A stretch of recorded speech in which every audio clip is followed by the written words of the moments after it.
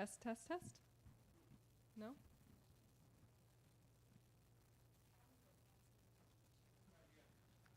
Test, test, test.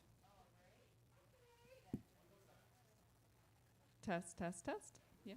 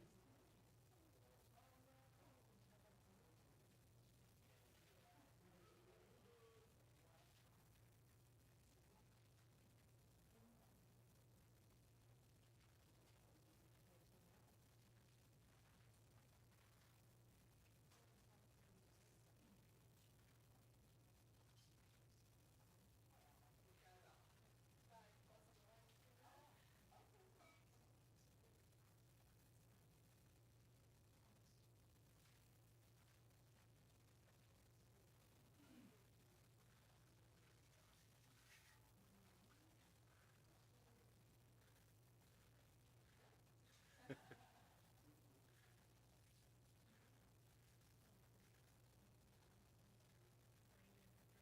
Okay, and you? It's spring.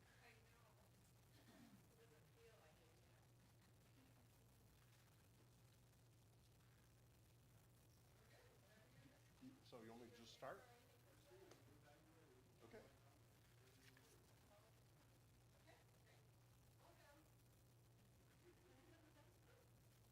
Hello, everyone. Can you hear me well? My name is John Bailey. I'm the professor of flute at the University of Nebraska-Lincoln. I've been there since 1986, years before all of my students were alive. And I'm going to talk to you today about my life in chamber music, why I do it, what I love about it, and what brought me to UNL, basically. I hope you're not gonna get bored, but this is my entire life story as a kid with music. And I hope to bring up anecdotes and things that may remind you of your own childhood and your own developing passion for music. Okay, here goes. I was born in a suburb of Washington, D.C. My father taught at the University of Maryland in chemistry. My mother was a chemical engineer. Get the idea? No music. My father grew up in a very small town. He played the clarinet in high school, but they had to tell him to pull out or push in. He could not tell the difference. My mother loved to sing in the grocery store. That was it. Okay? Johnny wants now to play the flute. I went to a concert by the Baltimore Symphony, a young people's concert, and I was fascinated with the piccolo. And I announced that I was going to play the piccolo. I'll warn you folks, I may get a little weepy. I'm talking about my passion and my childhood, so bear with me. And they said, well, your older sister plays the clarinet. She's going to get a new clarinet, and you can have that one. I said, I don't want a clarinet. I want a piccolo. So we negotiated, and I played clarinet for 1 year. And my sister, my older sister, 3 years older, got her new clarinet. I will tell you, I love my sister very much, but she was a terrible, terrible clarinetist. I will tell you, she never understood key signatures. She just said, I can't do it. She never practiced for her lessons. It was like the night before, she was like madly trying to do something. This, the real problem, however, with my sister is that she could not match pitch. We tried to sing Christmas carols. So the first, no, I mean, oh my. So that's the talent of music in my family. I was completely the black sheep. Okay, so I played clarinet for a year. I said, year's up, we're gonna have a flute, right? Because I've learned later you can't start on the piccolo, you have to start on the flute and then you can do piccolo. And true to my parents' word, my father drove me around the Beltway to some high schooler who's going to go to college and she needed to sell her flute. the flutes, the high school flutes at the time, the beginning, it was a beginning flute. It's like a Schwinn tank for bicycles. Indestructible, but not very, artistic, if you know what I mean. But I did it, and I took lessons starting in the summer with my band director, who happened to be a doubler, whose first instrument was flute. He had gone to Eastman, and he was a doubler in the Kennedy Center for all the shows. So he played saxophone, clarinet, and then he taught elementary school to keep body and soul together. So he had my sister, and then he had me, and then he had my younger sister who played the clarinet. Okay, so I got my flute. I was fascinated with it. I took lessons. I ended up first chair in the band just with my summer studies. I was raring to go. But when I got to junior high, it turned out I was already farther ahead than most of the players. So into my life came the string teacher, Susan Tepping, who said, "Would you like to learn to play the double bass?" So I did. She was a violist. Her mother was an amateur horn player. She had music. She grew up with music. Her father built historical instruments like harpsichords and things, and he was an engineer and mathematician. Anyway, she had always had music, and she was sort of given this junior high program, which was no great shakes. And she taught me, like, staying 1 or 2 pages ahead in the book, how to teach a double bass player. And it kept me really busy and interested. And then she started teaching me about music theory. And we took a Handel sonata and did figured bass when I was in, like, 9th grade. Okay? Changed my life completely. She started what she called the Prince George's Chamber Music Association. I was in Prince George's County, Maryland, and it was, she taught at several schools, and this was her way of engaging all of the string players, mostly, that she had. And of course, I was an honorary string player, but I played the flute. And so when we had our T-shirts made, I insisted that we have a Beethoven symphony with winds, not just strings. Okay. Then I went to, and we played chamber groups, and she did things after school. We had an annual New Year's Eve chamber music festival where people just brought their instruments and food, and we all played. And when I think back on it, how terrific, because the kids were not getting into any trouble. They were playing chamber music on New Year's Eve. Then I joined my youth orchestra. I joined the DC Youth Orchestra, and I found that I was sitting inside someone's imagination. We played 4 Mahler symphonies before I graduated from high school. I was amazed. The sound whirled around me. We went to a youth orchestra festival in Scotland. That was my first time overseas. I was fascinated with the performances of all the other orchestras and learned huge amounts of music. I was just gulping repertoire at this point. Oh my gosh, Saint-Saëns' Third Symphony, what a incredible piece. And the symphony that bowled me over in youth orchestra was Mahler 4. I will never forget that experience. I also joined the Prince George's County Youth Orchestra and actually played a solo with them and whatever. But they decided, and we sort of mutually decided, that I should play bass. So I played bass in that other youth orchestra, and it got me a whole different, take on harmony and whatever. I could read music better than almost all the other basses.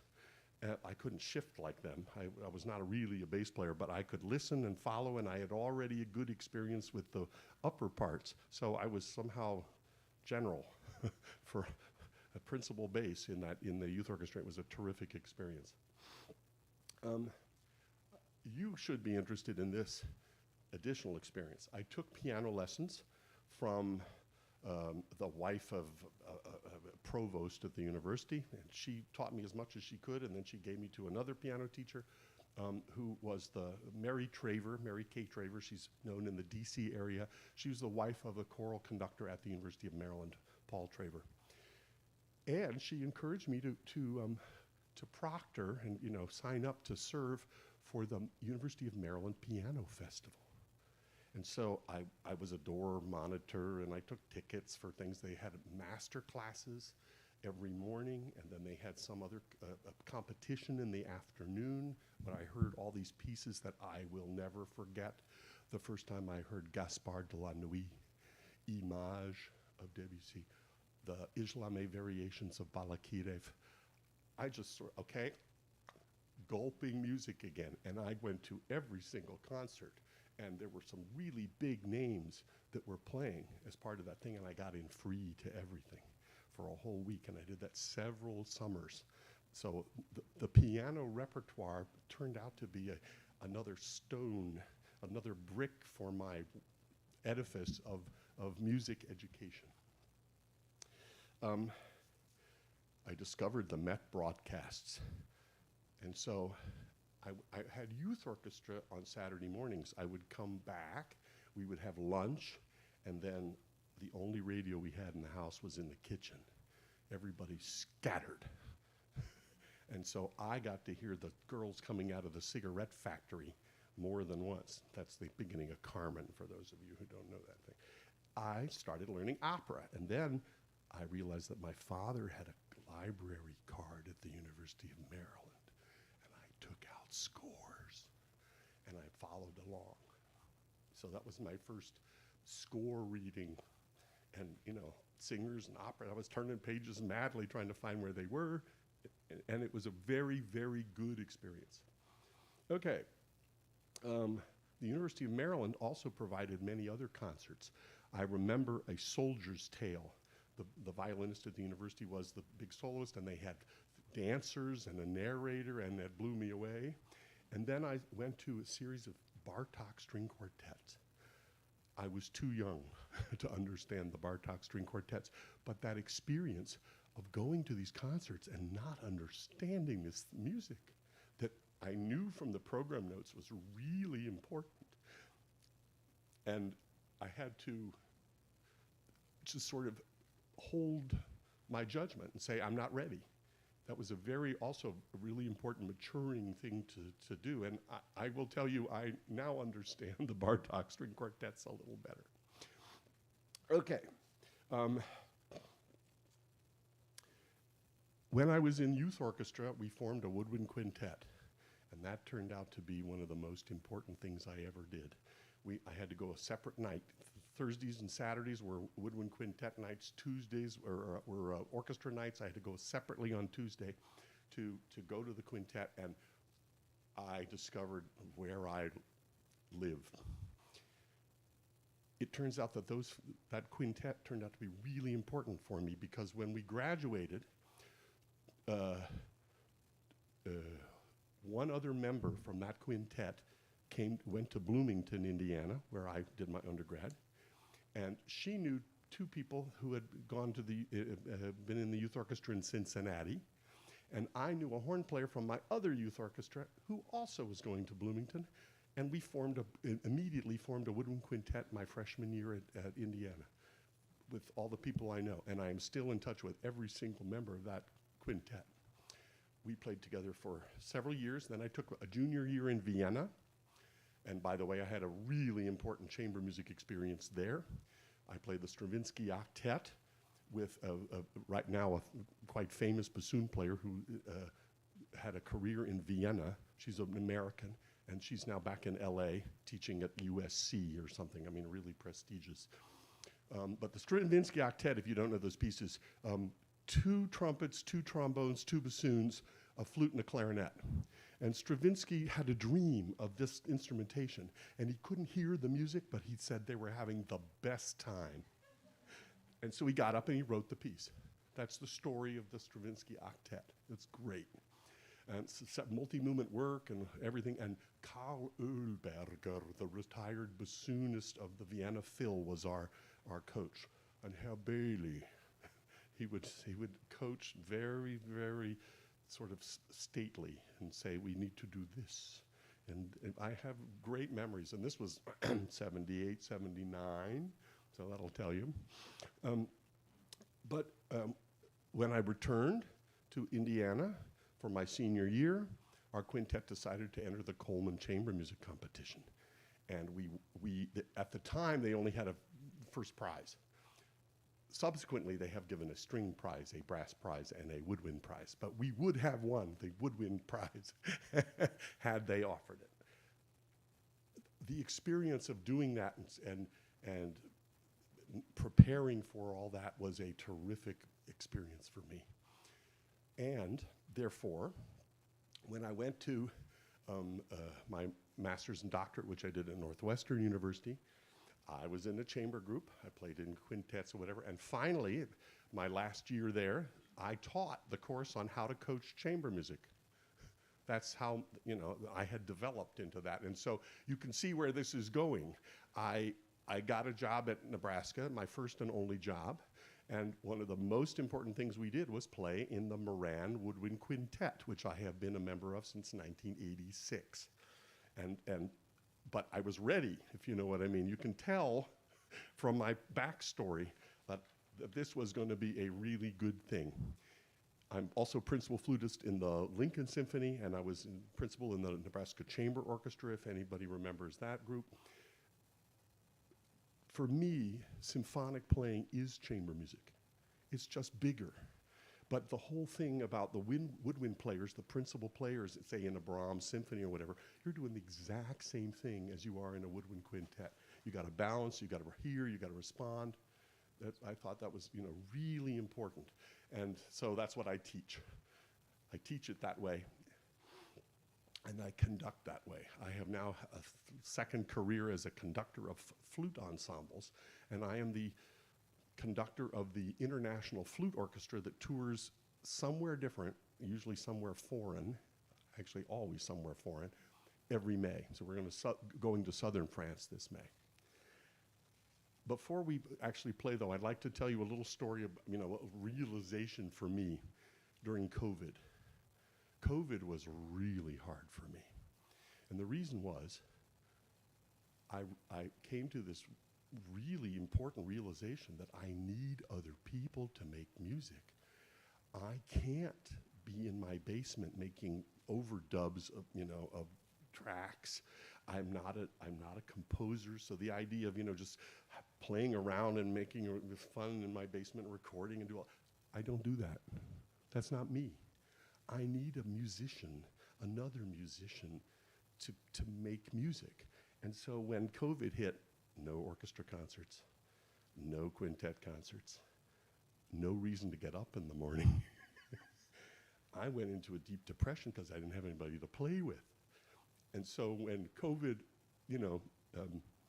subsided enough that we could return to this, it was amazing. And my clarinet colleague, when we played our first symphony concert after this, she started crying at the end of the piece. Because, like me, she was so happy to be in a circle of musicians. And that revelation for me was really important. I need other chamber musicians to make my life in music work. And I think that's a pretty good introduction to Chris Marks, who is going to help me play two pieces now, if I can recover. By the way, if you haven't gotten the programs in the back of the hall and the program notes, you should do so.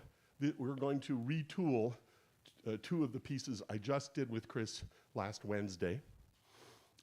The piece by André Caplet, and then a premiere. So this will be the second ever performance of the Kurt Knecht Sonata. My recital was originally scheduled for January 31st, but on January 30th, I got a call or a text from Chris, who had COVID. So we had to cancel, but we kept it going, and we were able to make this work. And I will tell you that it is a distinct pleasure for me to be able to play with such a fine musician, who is also a friend.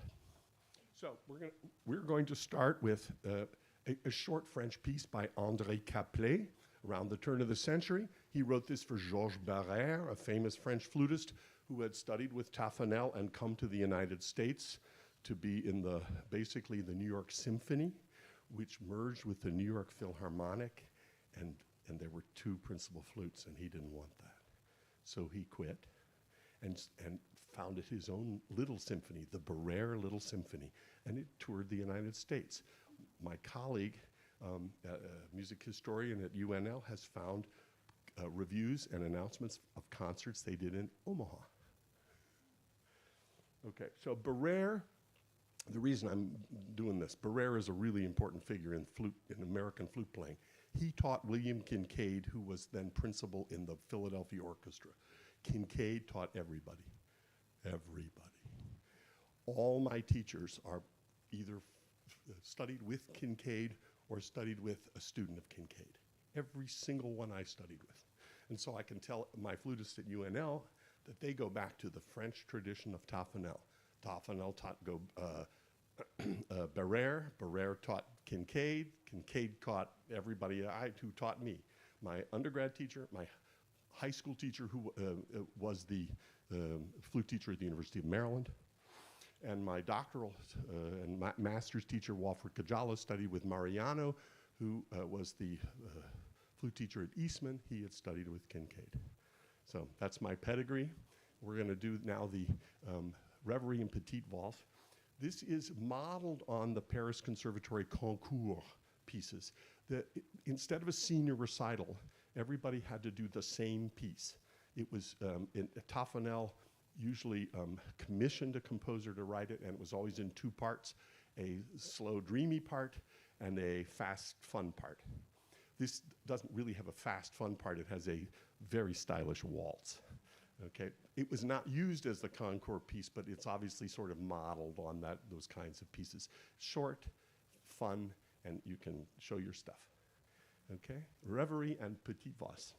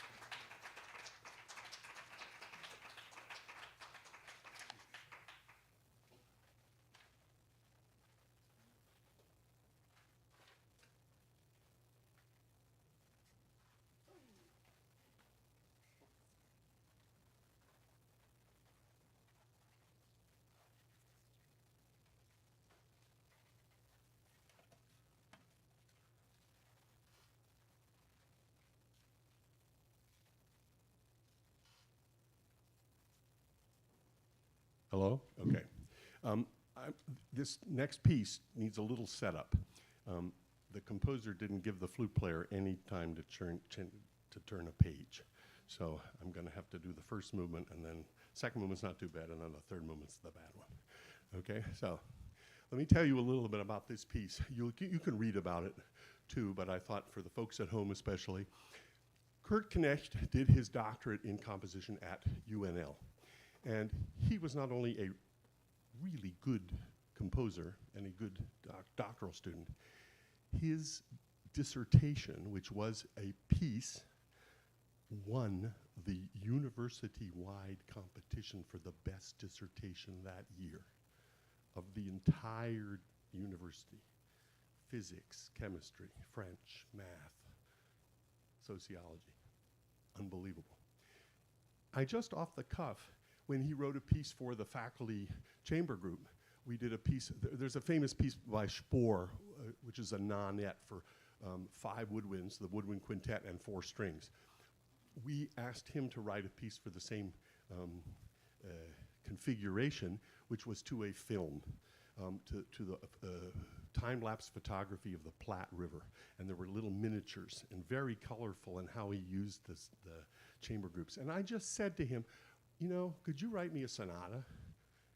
And so I didn't think anything of it. And then suddenly this summer, I got an email like Christmas in July.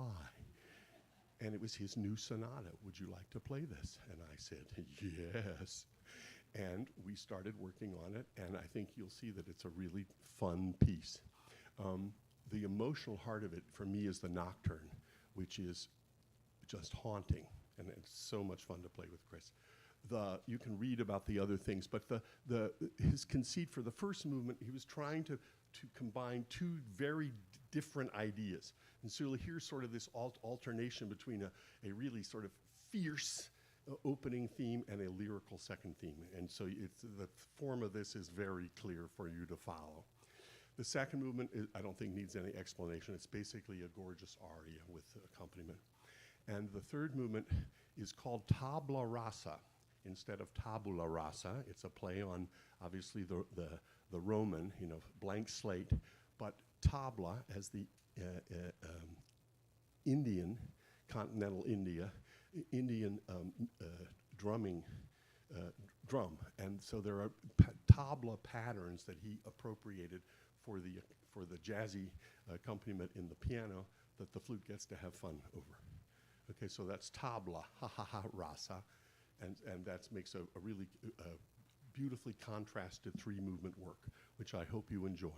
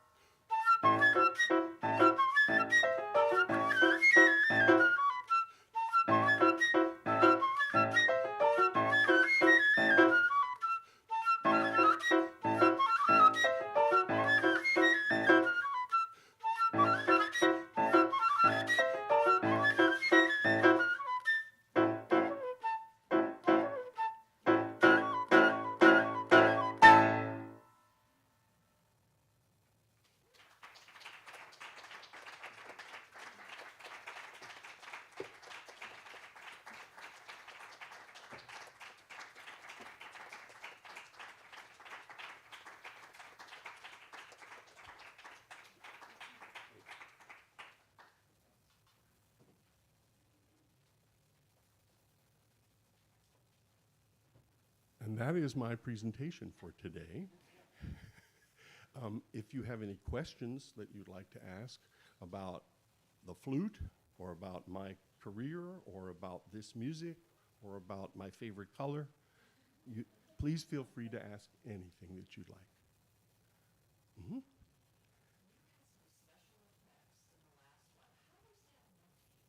Mm-hmm. Basically, the special effects in that last movement, they consist of what's called tongue pizzicato. So basically what I do is be a jazzer.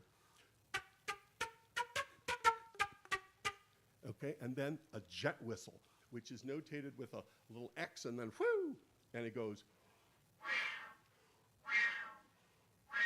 And that's a standard avant-garde technique. Everybody knows how to do a jet whistle. There's actually even a piece by Villa-Lobos called The Jet Whistle, in which the last movement is exactly what the flute does there.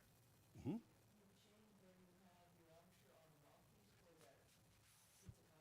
For the pizzicato, basically, I don't use an embouchure so much. It's relaxed completely, and it's all the air.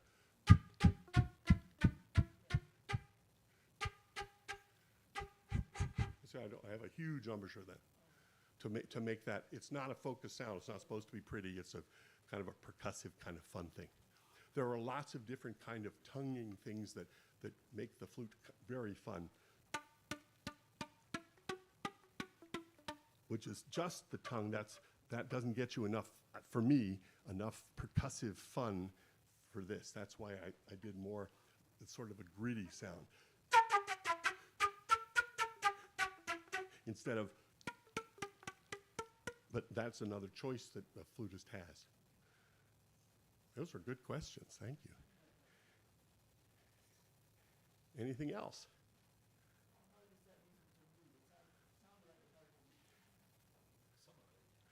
Yeah, it's got some rhythmic issues mostly. It's 6/8, 6/8, 8/8, 7/8. You know, don't drop the beat.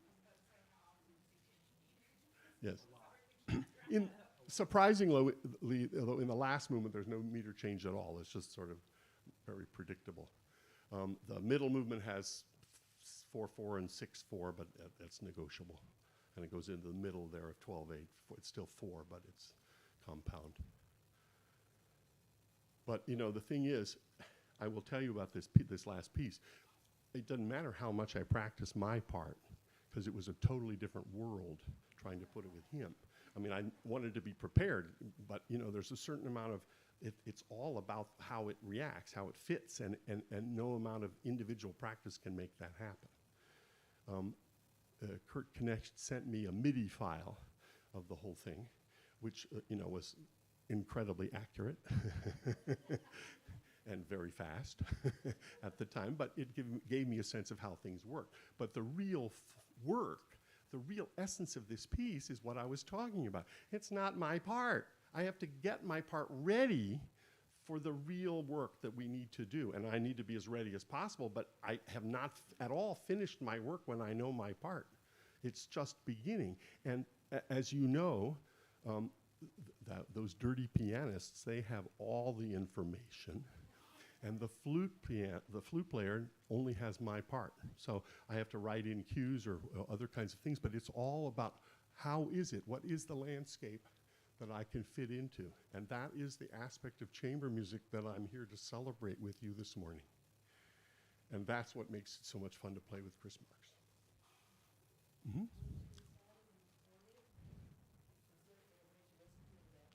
Mm-hmm. As far as I know, this recording will be archived. My recital at UNL last Wednesday is also going to be put in the library and available to anyone who wants to hear it. The composer was unable to hear the complete performance on last Wednesday, so he's really excited to hear this performance.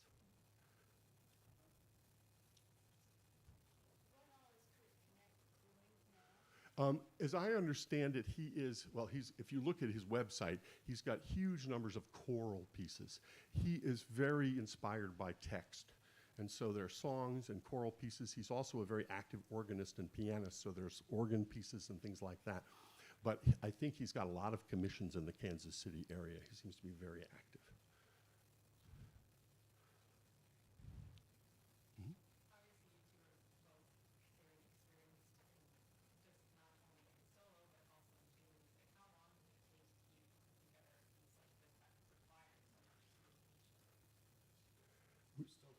Well, yeah. I think we had, what do we have, three big rehearsals? Three big rehearsals, then maybe a little touch-up run-through. So it wasn't horrible it wasn't like I had to do it every day for 6 months to get it ready. But, after that first rehearsal, I went away and thought a lot, and it changes your life. And I can tell you, experiences that I had as a younger flutist, it was traumatic for me, and it was not a good experience. I would learn my Hindemith sonata or the Poulenc sonata, and I thought I knew exactly what to do, and then they put me with the piano, and the piece changed. It became a completely different piece, and no one helped me prepare for what that was really going to be like. Now there are recordings on the web and everything else. You can really get a good sense of what's going on. And no one said you better look at the piano part before the rehearsal. Which, if you're a 10th grader, what do you know? And so that kind of thing, that galvanized me too. That's the one thing I will never do, and I hope he will back me up here, that I am ready for the rehearsals when we get there. It's not, what are you doing in bar 2? I know what I should be knowing what he's doing. I may need a review or whatever, but fundamentally, score study is, what I now tell my students to make their lives better than mine as a student. And the piano, you fundamentally don't have to worry about that because the pianist has all the information. But if you have a student pianist that's working with another instrument that doesn't have the complete part, that's an aspect of the rehearsal process that you will want to make sure that they're covering, that the non-pianist really understands what the piano has. And otherwise, it's basically this bizarre sort of performance of what's in the soloist's mind with wallpaper accompaniment. And that's not how a piece is written. I tell my students, they didn't write the complete flute part first and then decide what went with it. No, they did it organically, and that's how you need to learn it. Mm-hmm.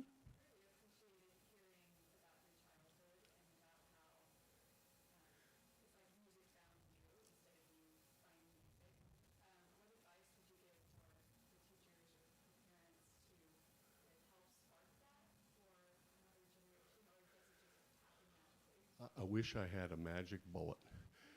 For the question for the folks at home is that I told about how music found me, she said, and what advice could I give teachers for future students to guide them to that? It's a very tricky question. Fundamentally, though, my parents didn't know anything about music, but they listened to my teacher, and when my teacher said he needs a better flute, they said, "You're right. We'll believe you." And they really tried to help me with that. And then, I went to college, and they say, "What are you going to major in?" I said, "Well, I'm going to double major," because I was actually, thinking about being a physicist or a chemist like my father. I have a double degree with math. Shh, don't tell anybody. But I found myself not in the math library checking out math books. I was in the music library checking out flute music in my free time. So I sort of knew that the math helped me to think critically and to examine problems and do all the things, but I was not going to be, that was not my joy, my passion, my life. I was a good student. I was a good math student who really wanted to play the flute. And I think that what helped me was finding other people in youth orchestra and in those chamber music programs that were just as passionate. And then I found those people, the same people in college, and they were the people that helped me, we helped each other. Because, being a music major in college is not an easy thing. It's one of the harder degrees, and you have a huge amount of self-motivation that you have to go through, and you have to take criticism. And a lot of people can't take a weekly criticism. And I know that's what piano teachers think about all the time. How am I going to help this student without crushing them? It's not that I hate you, it's that this scale is not correct. But it's so easy to say, I can't do it, they don't like it, I can't, blah, blah, blah. So you have to, that's a hard emotional issue to overcome. I would say that fundamentally it was the support of my colleagues, those who became professional. Almost everybody, there's dozens of them in my youth orchestra that became professional musicians because we were all gassed at the same time. It was like, isn't this unbelievable? And and I'll tell you, I was a perfect mark in junior high. Fat, smart, spoke French, played the flute, target. Okay, and that was rough. That was really rough. And I had a parent in Lincoln call me up because they had a son who played baseball, and he played the flute, and he was getting all sorts of guff, from his schoolmates and things. And so she said, can you teach him a little bit, and he'll get a role model of a male flute player. Somehow all male flute players were strangled in junior high. Very few get through. And if they do, they are going to be professionals because they are determined to fight the current. And I don't know what this, where this came from, that somehow the flute is a girl's instrument. All my teachers were males. When I was growing up, all the flutists in the New York Philharmonic were male. In fact, the flute was considered maybe not a respectable instrument for a young lady in the early 20th century. It's a scream. Anyway, now we've switched. And girls play the flute and boys play the trombone. So a piece of brass has a sexual component to it, or a piece of metal has it's just weird, but it's the world in which we live today. And I know there are male piano students who are getting some guff from their colleagues too, so you're dealing sometimes with the same kind of thing.